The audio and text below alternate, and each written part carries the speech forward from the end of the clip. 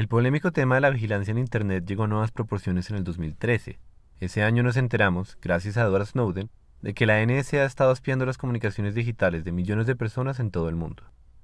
¿Cómo es posible que pase esto? ¿Qué quiere decir? ¿Y qué podemos hacer al respecto? Bien, primero lo primero, las reglas del juego. La naturaleza digital de la información en Internet implica que todo lo que hacemos en línea, absolutamente todo, deja una huella. Lo que llamamos enviar información viene siendo más bien copiar información. Por muy mágico que parezca, Skype no es un programa que comunica solo a dos computadores. Las videollamadas, al igual que todo lo demás, son secuencias de unos y ceros, y esa información, debido a la arquitectura de Internet, se copia muchas veces hasta llegar a su destino.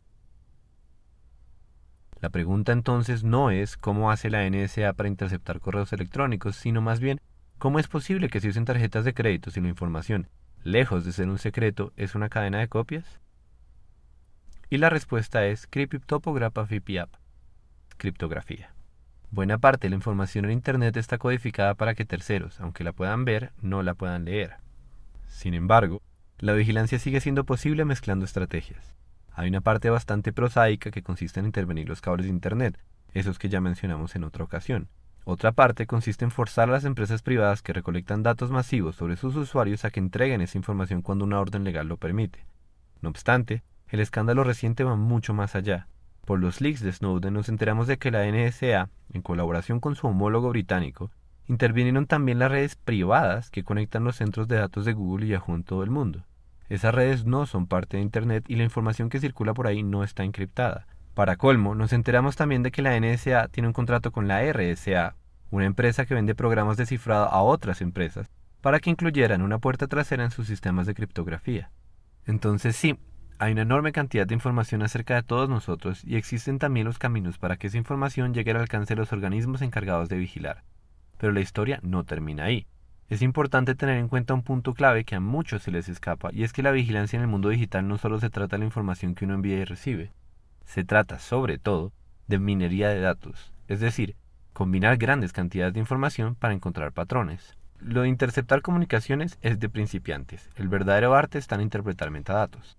Por ejemplo, el GPS de tu celular nos dice exactamente dónde has estado, pero si lo cotejamos con el GPS de otra persona, sabemos además que estuvieron juntos a tal hora y en tal lugar. ¿Te asusta saber esto? La cantidad de cosas que se pueden inferir analizando datos es francamente asombrosa. Y si a muchos ya les incomodaba saber que, por ejemplo, Target tiene una base de datos que le permite identificar mujeres embarazadas estudiando cómo cambian sus hábitos de consumo, la cosa solo se pone peor cuando nos enteramos de que los gobiernos también pueden llegar a saber tanto acerca de nosotros. Ahora bien, siendo un hecho que es mucho más fácil observar nuestro comportamiento en este momento que en cualquier otro de la historia, la pregunta es, ¿con qué fin se hace todo esto? Debemos tener en cuenta que la información que producimos a diario es valiosa en muchos sentidos y es por eso que hay tanta gente interesada en recopilarla y analizarla. Sirve para investigar problemas sociales y científicos, sirve para sostener modelos de negocios como el de Google y sirve también para vigilar a la población. Lo cual nos deja con un enorme problema de confianza. ¿Podemos estar seguros de que esa información será utilizada para el bien de la sociedad? Obviamente esa pregunta no la podemos responder acá, pero sí es importante entender que la vigilancia no solo le concierne a los bandidos. Para empezar, la información tiene distintos sentidos en distintos contextos. Por eso es tan difícil dar una definición de privacidad que abarque todas las cosas que unos y otros consideran privadas.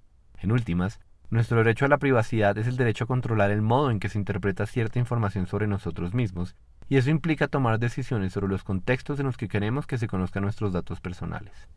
Otra gran razón por la cual esto no es solo un problema para los bandidos es que en cierto sentido todos somos criminales.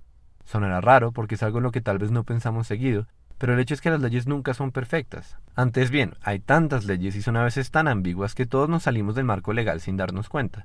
Por demás, es casi imposible encontrar a una persona que no haya roto alguna ley a conciencia, que arroje la primera piedra al que nunca ha descargado un MP3.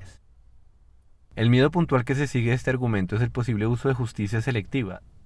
Si es verdad que todos tenemos información que puede ser usada en nuestra contra, eso pone en riesgo a los activistas, a los periodistas, a los políticos y en general a cualquier persona con un perfil potencialmente alto, algo que no le conviene a ninguna sociedad.